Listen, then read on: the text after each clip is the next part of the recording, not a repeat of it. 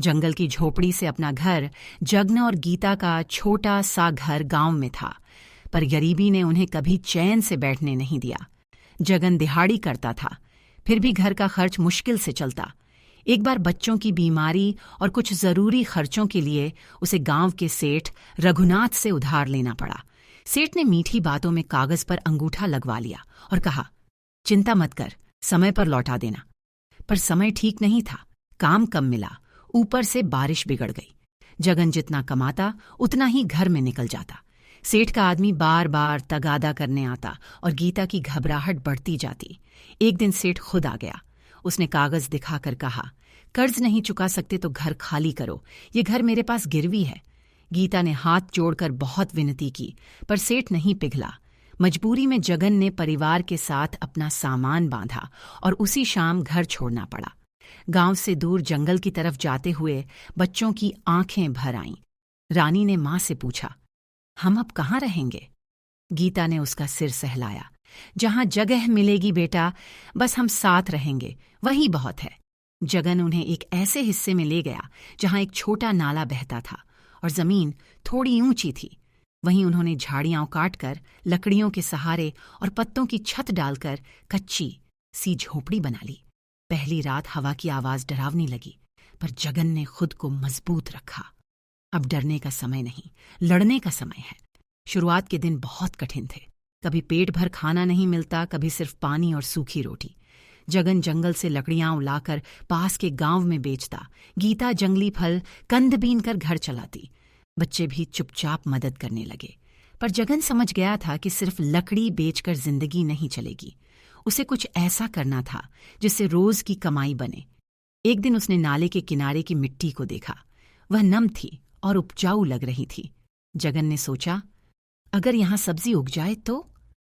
वह गांव की हाट में गया, कुछ सब्जियों के बीज और पौधे सस्ते में जुटाए और नाले के पास छोटी सी क्यारी बना दी। गीता ने भी साथ दिया। उन्होंने मिट्टी को नरम किया, सूखी पत्तियां मिलाकर खाद बनाई और बीज बो दिए। बच्चे रोज पानी देते और पौधों को देखते। पहली बार जब हरी हरी पत्तियां निकलीं तो गीता की आंखों में उम्मीद चमक उठी। धीरे धीरे भिंडी, लौकी और कद्दू तैयार होने लगे। जगन ने उन्हें टोकरी में भरकर हाट में बेचा। लोग हैरान थे, जंगल में उगाई सब्जी? मगर सब्जियां ताजी थीं, इसलिए जल्दी बिक गईं। उस दिन बहुत पैसे नहीं मिले, लेकिन इतना जरूर मिला कि घर में आटा दाल आ गई और बच्चों के लिए दूध भी। अब उनके दिन बदलने लगे। जगन हर हफ्ते क्यारियां बढ़ाता गया। गीता ने मसाले भी उगाने शुरू कर दिए, धनिया, मिर्च। कुछ महीनों में उनकी सब्जियां हाट में पहचानी जाने लगीं। लोग कहते, जगन की सब्जी हमेशा ताजी होती है। कमाई धीरे धीरे बढ़ने लगी। गीता ने पैसे बचाने के लिए एक छोटी गुल्लक बना ली। जगन रोज कुछ न कुछ उसमें डाल देता। उसने तय किया कि पहले कर्ज चुकाएगा, फिर घर वापस लेगा। एक दिन जगन सेठ के घर पहुंचा।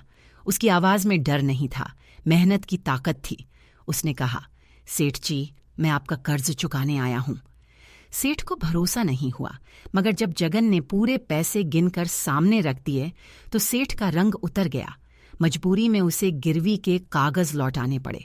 उस दिन गीता ने राहत की सांस ली। बच्चों ने खुशी से ताली बजाई।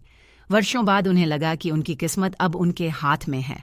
पर जगन ने बस घर लौटने का सपना नहीं देखा था, उसने खुद को बदलते भी देखा था। वे फिर से गांव वाले घर में आ गए। घर की मरम्मत हुई, बच्चों की पढ़ाई फिर से ठीक से शुरू हुई।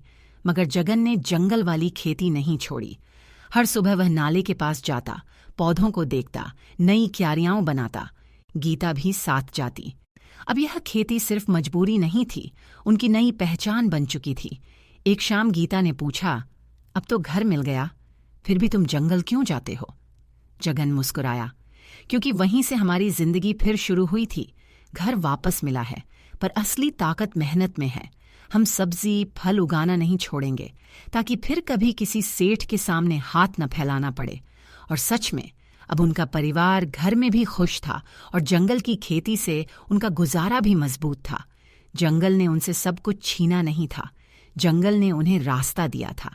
मैं उम्मीद करती हूँ कि आपको मेरी यह कहानी पसंद आई होगी। अगर पसंद आई है तो प्लीज़ मेरे चैनल को सब्सक्राइब कीजिए, वीडियो को लाइक कीजिए और शेयर कीजिए। तो चलिए फिर मिलते हैं अगली वीडियो के साथ। धन्यवाद।